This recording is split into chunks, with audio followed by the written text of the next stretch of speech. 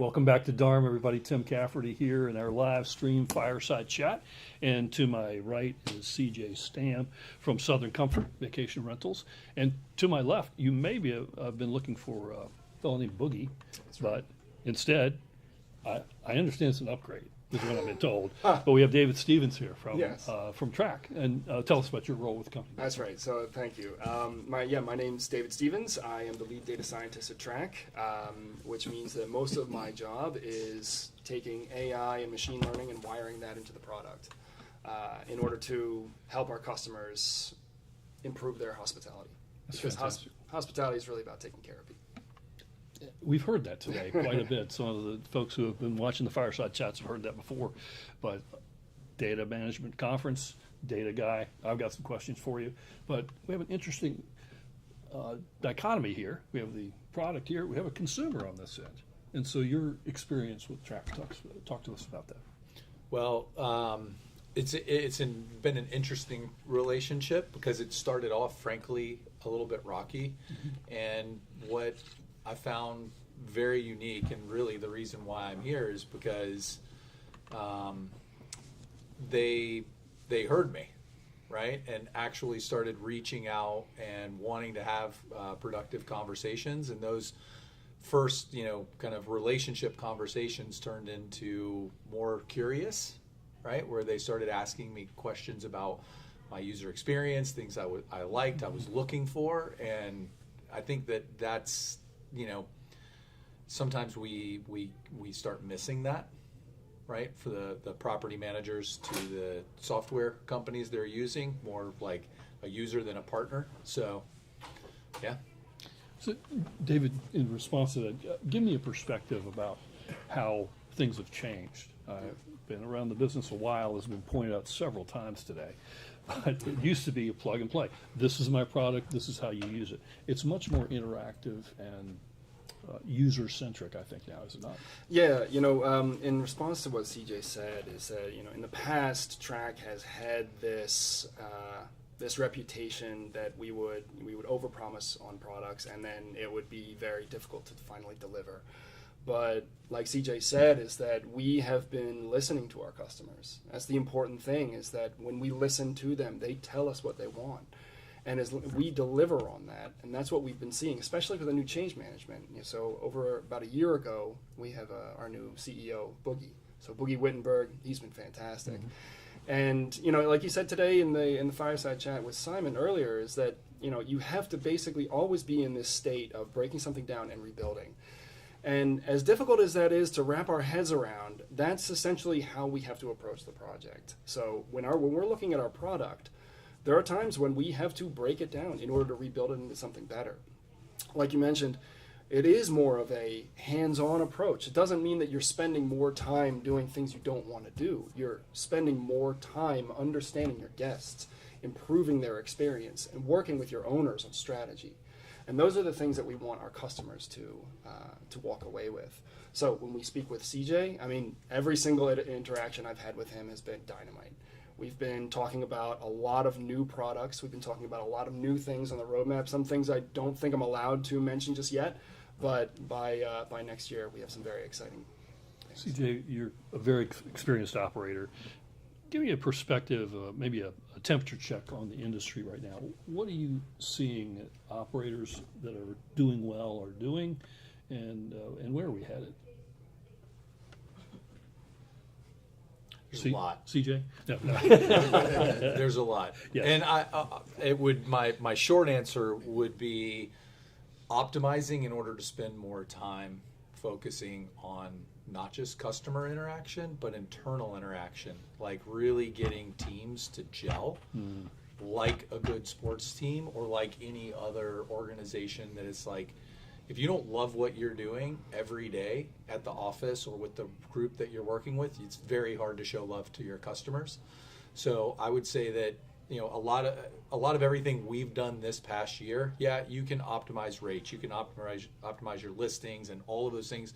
They're super important, but optimizing how your team interacts with each other first, right, will translate into better hospitality, better guest interactions. Mm-hmm. So everything that we're looking at right now when it's a tool and the conversations that we've been having, what's great about my conversations with David and his team is like, how would you do that is a question they've asked, right?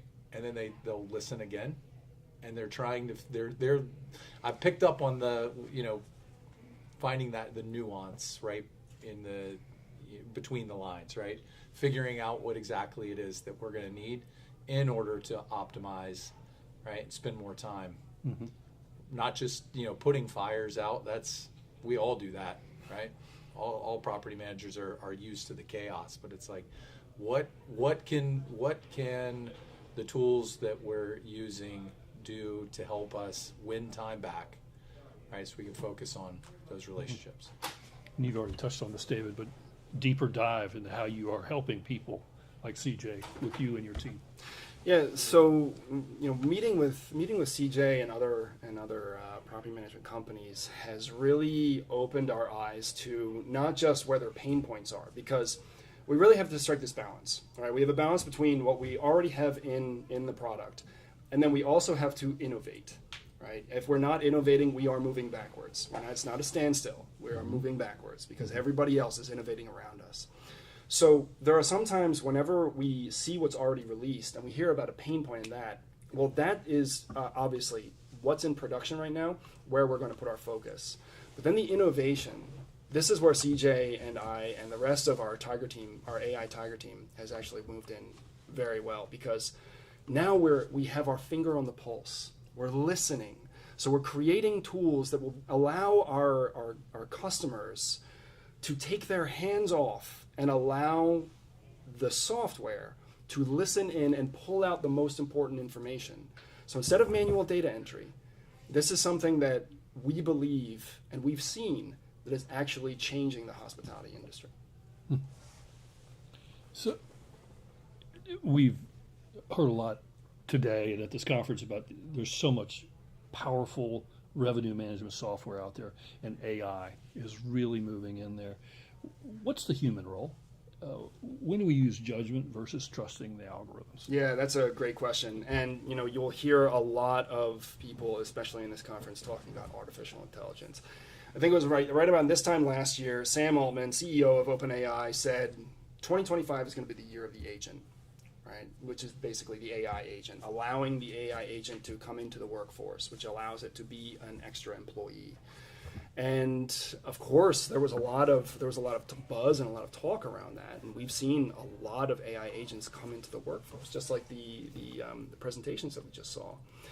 So, when we're talking about hospitality really is a human-centric, people-centric focus, and I think every single person would say that. This is nothing new that I'm saying. However, how do we trust the AI? How do we trust the output? There were some questions that CJ asked, and I think Rachel as well. How do you test for accuracy? Testing for accuracy, there are actually many ways to test for accuracy, and one of the ways is actually to use AI as a judge. So one of the things that we do, especially in Track, is when we're analyzing our AI agentic systems, is we use a minimum of 3 agents at a time, not just 1, 3. We have a retriever, a writer, and a critic.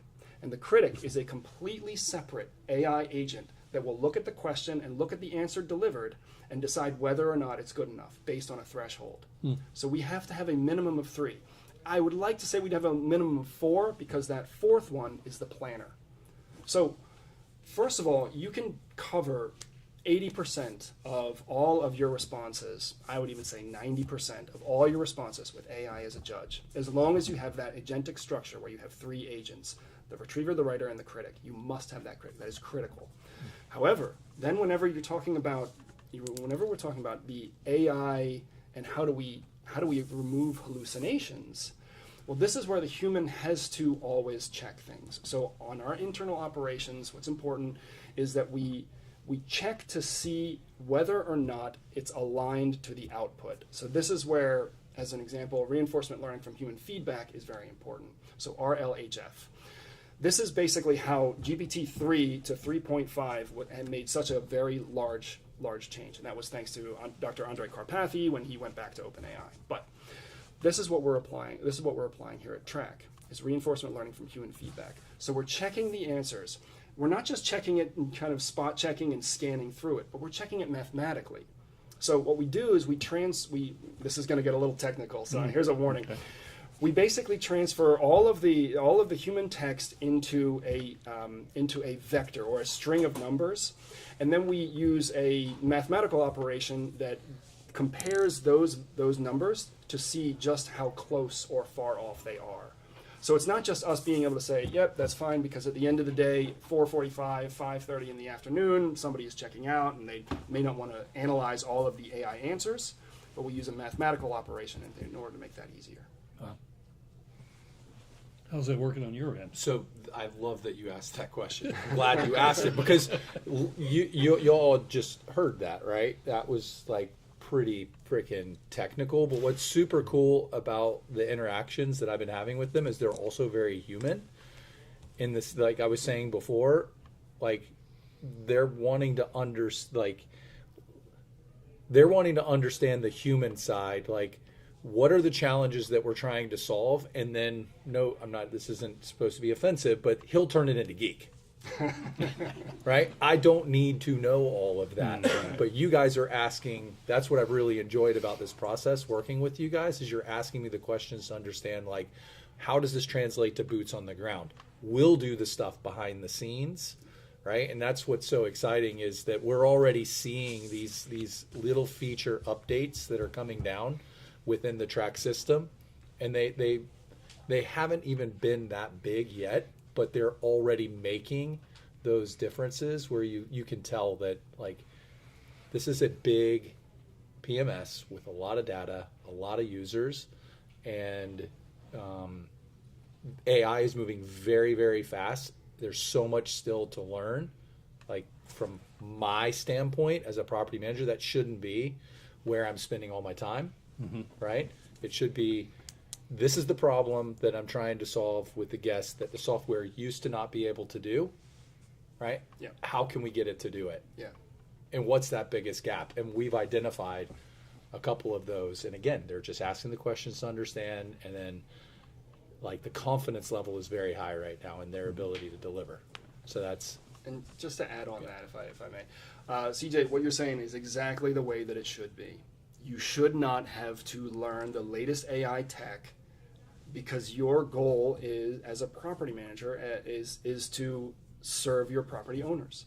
You don't have to have your finger on the pulse and find out what the next model is, or what model to use in order to respond to customers or respond to guests, or retrieval augmented generation. You don't need to know these things. What you need to do is be given a product that will allow you to serve your guests faster and more efficient and accurate, so that they're, at the end of the day, so that they're happier and they stay with you, to remove and reduce churn. And that's what I think a lot, to go back to the question about, like, finger on the pulse, what managers are looking for right now. It's like, right, rather than getting into some complicated thing that I've got to build or bolt on, right? We heard a lot of folks up there today, what can my current PMS do? Or if it can't, which one do I need to consider, so that I can create a little bit less firefighting for my team, right? That's something that I promised my team that we're going to continue to work on and try to find, is a way to, like, calm things down, not pile more stuff on the fire, right? That makes it more complicated, right? Clouds up the room, smokes up the room. Like, everything we're looking for right now is how can we just incrementally win back a little bit of time, and then turn around and use that time, frankly, first with each other, right? We've done a lot more this past year culturally within our company. Lots more lot of partying going on. I'm serious. I'm not kidding. But that's also translating, I will tell you, to more smiles on the other end of the phone and on the other end of the email. And it's also turning into, we're seeing a lot more collaboration. Like, our team is connected better, right? And that's, again, it's all building off these small blocks, the little things. It's just so important.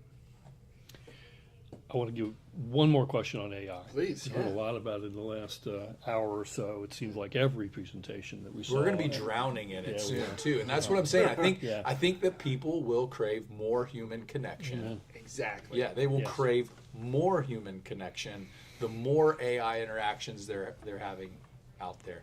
And if you didn't see Sniff the it out. battleground that CJ was one of the judges for today, that's another reason why you should be here in person at the DARM conference next year. But back to my question about AI, it's getting a lot of talk, obviously. Where do you see AI providing a lift? And I don't know if you want to comment on where it's providing hype. Yeah.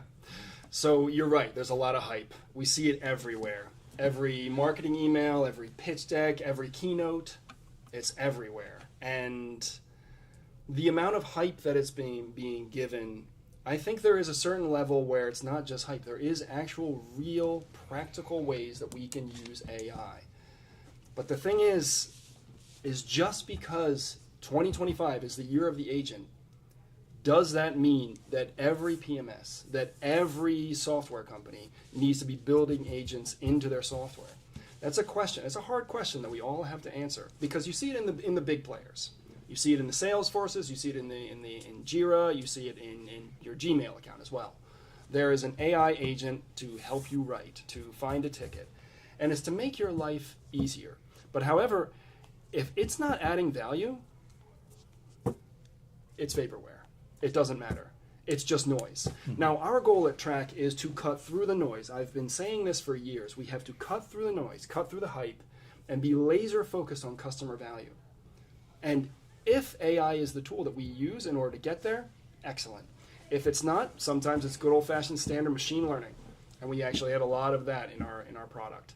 But however, the important thing to know here is just because there is hype, and yes, there is a lot of hype around it, it does not mean that it's actually going to add value. 2.5 years ago, we were not talking about AI the same way we are now, and 2.5 years from now, I guarantee you, we are not going to be talking about it the same way.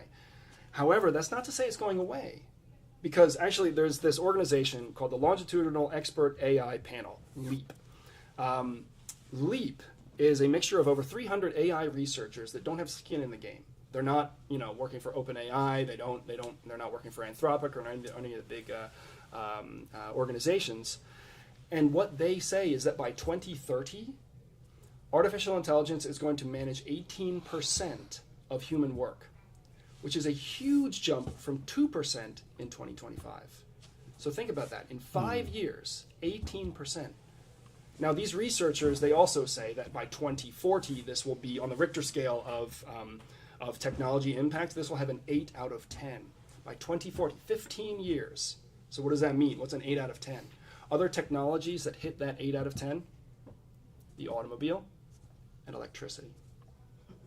Those were technologies of the century during their time. The electrical grid, I think, was a technology of the century during that time. Automobile, when Henry Ford brought the automobile by making the Model T, brought making an automobile, the time to produce an automobile down by 90%. New infrastructure had to be made. Roads needed to be made. Governmental policy needed to be updated, and that needed to happen fast. And the same is going to be happening with artificial intelligence. So I don't think it's going away, but we won't be talking about it the same way. Comments on that? Let me ask you this then. No, I don't have like a specific No, I just- you can comment. sort of jump in. I do agree though that the pace is definitely going to be faster. But again, down to where we are right here, right now, I think again, it's going to create that addition. Like you want the mundane tasks, right? And this is one of the things we've been talking about. Like there's certain phone calls that I got to back up a little bit further. Like how much time does an agent spend after they've been on the phone with somebody taking notes or doing something, right? Where they could be turned back into doing something more productive. Like there's going to be a lot of those tasks. It's not going to replace the person. It's going to replace some of the work that person is having to do post interaction with someone, right? If you could speed up your agent being able to get back, or a maintenance person back to the next, helping the next customer or whatever, just get more efficient. Yeah. Right. That's what I ultimately see. Is it's going to be a matter of artificial efficiency. Exactly. Yeah. I am curious. We'll get away from AI for a minute. Yeah, no Thank- problem. promise. I just changed you, the name. You listen, yeah, I know. And you just talked about listening to the consumer and the challenges that CJ has. One area I haven't heard is the property owners that we are dealing with. It's an educational process for us property managers on a daily basis. What are you doing to help us make them understand the right decisions that need to be made? Yeah, I'm glad you asked that question. So earlier this year, we released the owner portal. So Track has the owner portal. And this is, when we were listening to our customers, so we're listening to CJ and other property management companies, when we asked what they wanted, they said, we want something for our owners. So we produced the owner portal. Now, the owner portal is a mobile first experience. So we're not talking that you have to go onto an application. They can get it right from their phones, and they can log in, and they're able to see everything for their property or their number of properties, because there are some owners with multiple properties. And what's important is that we're able to show them what they need to see, because we are at the Data and Revenue Management Conference, and we can drown in data. We will be up to our eyeballs in data. And some people like me, I love it. I love to get into it, but the owners don't necessarily need to see that.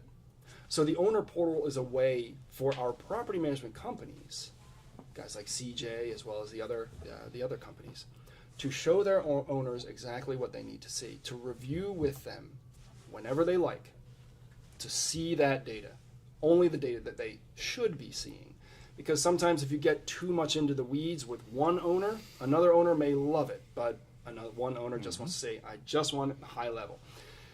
So that the property manager can focus on strategy rather than getting lost in some copy-paste task or the reporting side of things.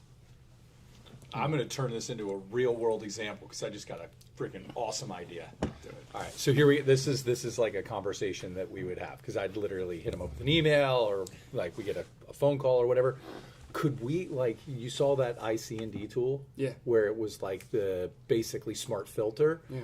What if we did in the owner portal where an owner could ask a plain language question, and then it accesses all that data from their owner statements, like, Yeah. how did I do year over year? Same question they would ask a human on my team. Yeah, so they can be Right. met where they want to be met. Yeah. Yeah. And then anytime an owner asks a question in this thing, could it not trigger a response to my owner relations team saying XYZ owner just asked this question? Yeah, exactly. Because they could be getting in front of an owner that's trying to figure out, maybe they're not happy about something, or how much did I spend on maintenance? You know, that's a sentiment level that they're concerned about maintenance. Yeah, Like, there's is that a trigger. is that a possibility? Yeah, I mean, on of your new course, platform? when we're thinking about just going through the technical side, this is really like if we were on a Zoom meeting, this is basically how it would go through.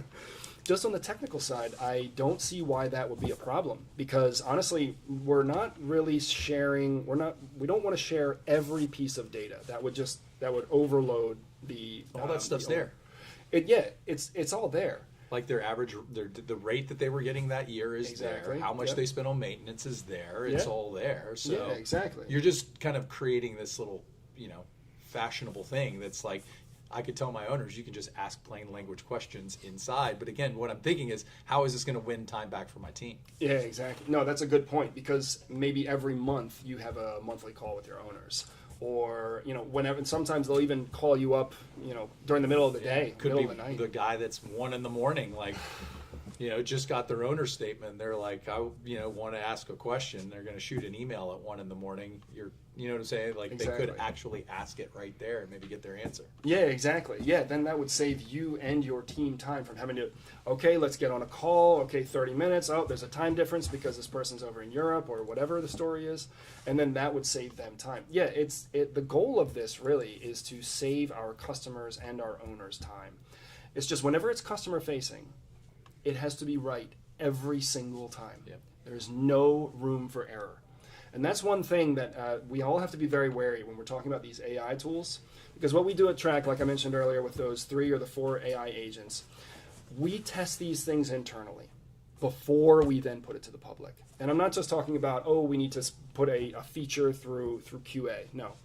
We test our agentic structure internally, work out the bugs.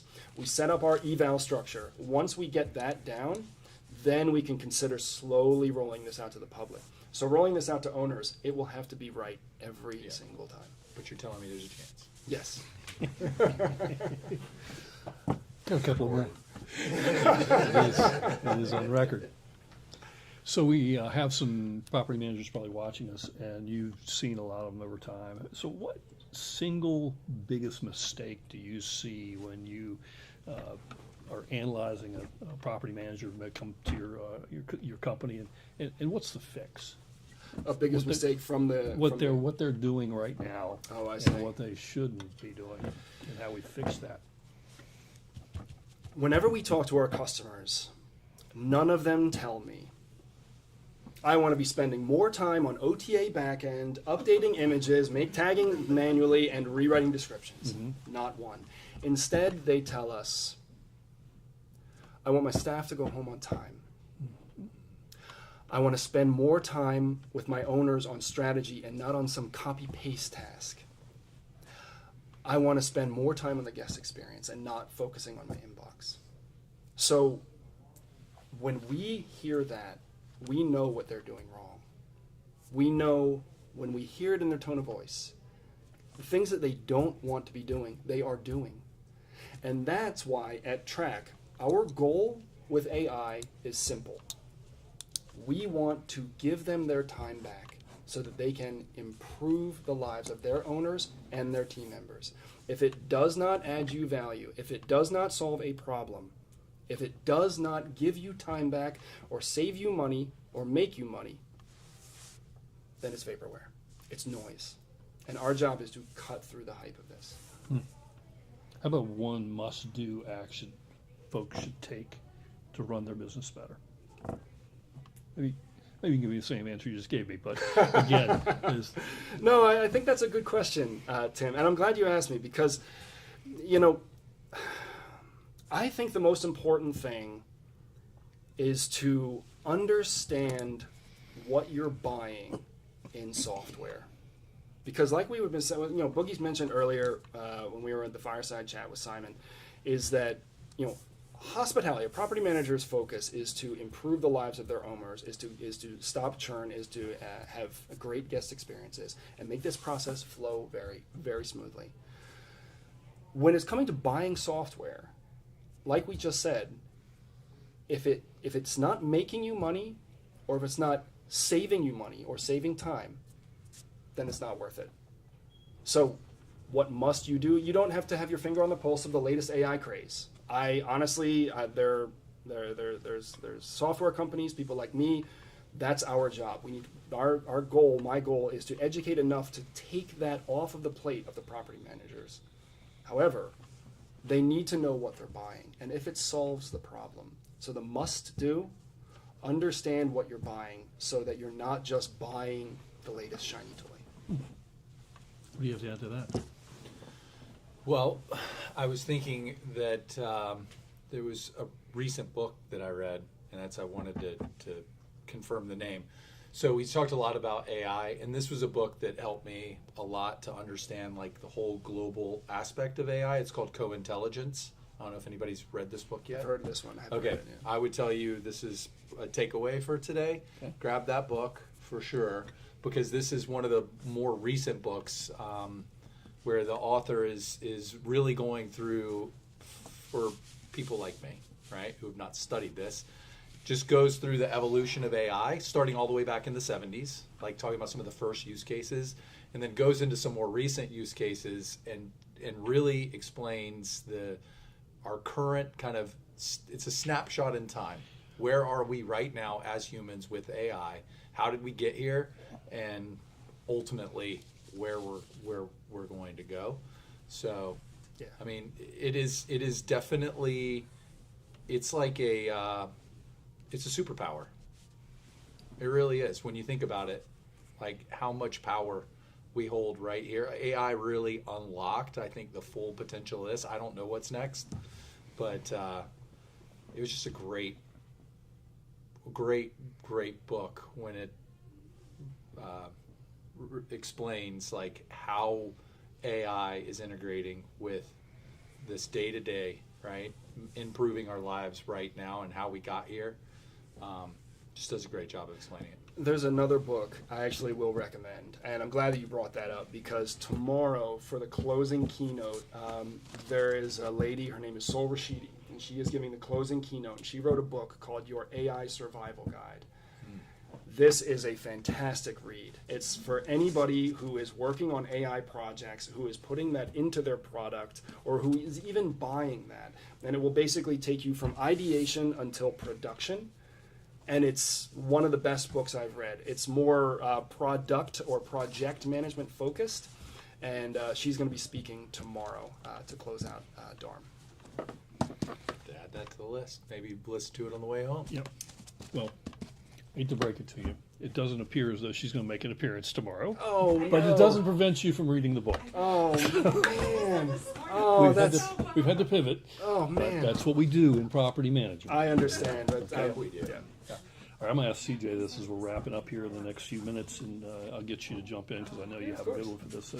And you just alluded to it. So looking ahead, CJ, 18, 24 months down the road, what do you think the single biggest strategic advantage a property manager can do or could do now to prepare for 18 to 24 months down the road?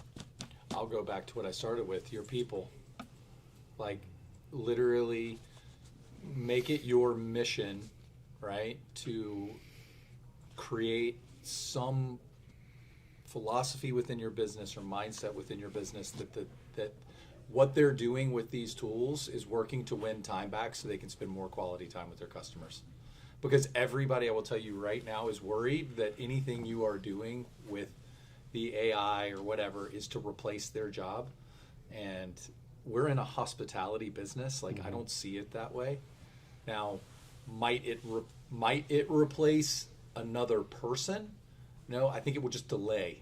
Like, you're going to get more bandwidth from your current team, so it might delay, but it's not going to take a specialist away. It's not going to take away anybody that's truly frontline. There's no robot that's going to come along and clean any houses anytime soon or fix anything anytime soon. No matter how fast it gets, it's not going to be that fast. But anything you can do to encourage them to reinvest that time, like, figure that out, and you'll be getting ahead. Fantastic answer. Yep. They don't replace Robert, the maintenance guy, to unclog the commode, do they? Not yet. Anyway. I just don't think we as humans are ready for a robot to show up to do that or Exactly. come out of the closet while you're there. And Please. do it. Oh, boy. Okay, same question. 18, Yeah, of 24 course. months down the road. What we need to do now to position ourselves? Yeah, well, I would. It depends on the type of person with whom I'm speaking, but I think this pretty much goes to anybody. Like I mentioned earlier with LEAP, Longitudinal Expert AI Panel, by 2030, 18% is going to be managed by AI of all human work in the United States, and I think we need to upskill now. So it doesn't necessarily mean that you need to take courses, you need to understand this, you need to get a degree in data science. No. But you need to understand what you're buying. You need to understand what is being created. You don't have to be an expert, but just know what is out there. And also going back to the replacing the humans, I agree. Actually, this same organization, the 18% by 2030, the LEAP organization, they say that there's not so much a one-to-one replacement. It's more about an augmentation of their work. Mm-hmm. And as far as robots coming in and cleaning the house, I disagree. You'll probably see some videos online, and there are some that are going around about Neo X1. And honestly, when you watch the Wall Street Journal expose that they did, it's somebody with VR goggles in India who is walking around your house and cleaning your house and trying to open up your fridge. It's scary. And the founder of that said that you just have to be okay with it. So I'm sorry, I'm one of the people who I think I'm a little wary of something like that. And I don't think that's, it's not yet there. We see humanoids all over the news, but we will see what comes. We're wrapping up. I'll give you a final opportunity to talk about track your interaction with your consumers and any final thoughts you'd like to share. Yeah, thank you, Tim.